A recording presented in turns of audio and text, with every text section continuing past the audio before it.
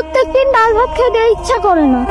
ঘরে এত এত খাওয়ান আর তার নাকি বউয়ের রুচি নাই। তুমি না এরকম কি টাকা দিতে পারে? ডাক্তার সাহেব, আমার মায়ের কি হয়েছে? Blood cancer.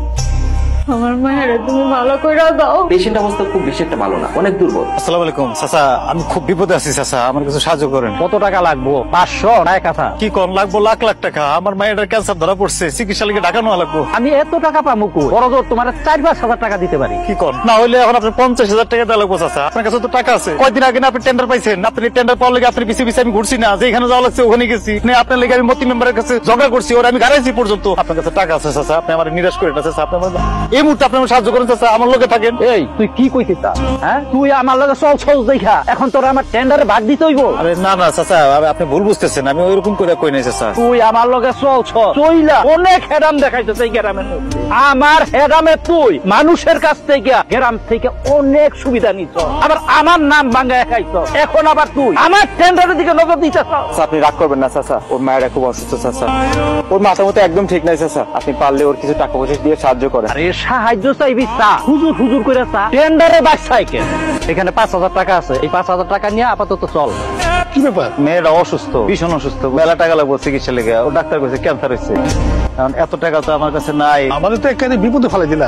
আমার কাছে তো অত ফান্ড নাই। তাহলে আমি একটা কাজ করি, আমি তোমার হইয়া জেলা পরিষদে একটা আবেদন করি, আর ডিসি মহোদয় যদি মঞ্জুর করে তাহলে কিছু টাকা পাইবা। কবে নাগাদ পাম দেবে চাচা? এগুলো তো কোনো ঠিক নাই, 1 সপ্তাহ পাইতে পারো, আবার 1 মাস লাগিয়ে দিতে পারে। কি কোন? আমার হাতে তো অত সময় নাই। ডাক্তার কইছে যত তাড়াতাড়ি সম্ভব মায়েরটা চিকিৎসা শুরু করতে। এমনি অনেক দেরি হয়ে গেছে গা। এইসব ব্যাপার তো তাড়াহুড়োর বিষয় না।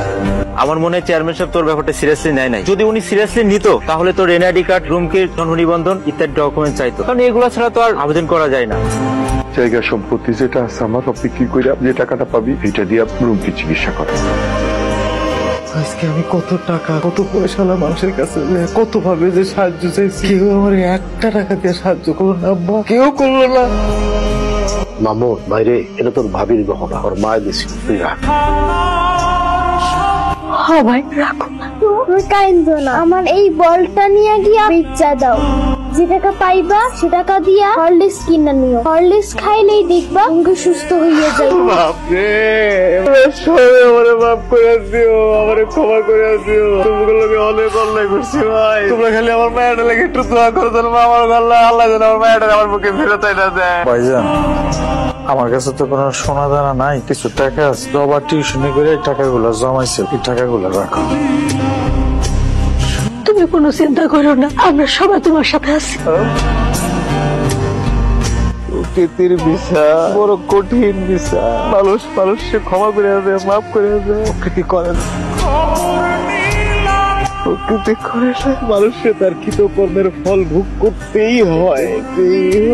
দোষ তো করছিলাম আমরা, তাহলে রুমকি কেন আমার পাপের শাস্তি পাইলো? ও তো নিরপরাধ ছিল, ও নির্দোষ। ও তাহলে কিসের কর্মফল পাইছে কও? ওর সবচেয়ে বড় অপরাধ হয়েছিল আমগো মতো লুবি পাপির ঘরে জন্ম নিয়েছিল। এটাই তার সবচেয়ে বড় অপরাধ। চলে গিয়ে ভালো কাজ করছো সেবা, খুব ভালো করছো।